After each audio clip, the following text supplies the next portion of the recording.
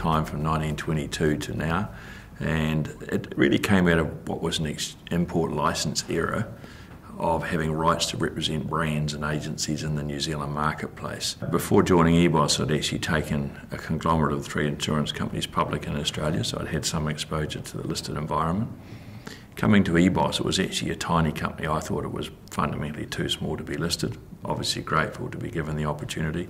When I joined the company, the revenues were under $9 million a year. Being a listed company, there's one major advantage that people don't think enough about, and that is being crude. You've got to drop your pants every 6 months and you're exposed to the world, and that's a tough discipline, because what it actually makes you do is find ways to keep performing, to keep excelling, to keep being innovative, adapt and change businesses. So it's all about building a business, building a good story, building trust with a whole lot of stakeholders, shareholders that otherwise in a privately owned business that I've also worked in, you don't have that same dynamic. What the listed environment does is allow you to attract a different calibre of manager and person to come into the organisation.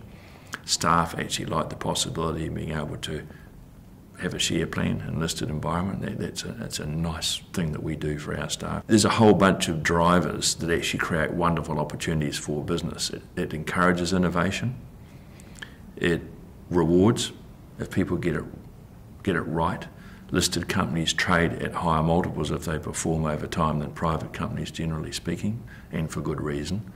It's because they tend to develop a track record. I think the other thing with listed companies, you actually attract partners, be they customers, suppliers, manufacturers, or whatever else. So there's a whole potpourri of advantages. Acquisitions are a key part of our growth strategy, and that dovetails nicely with our listed environment.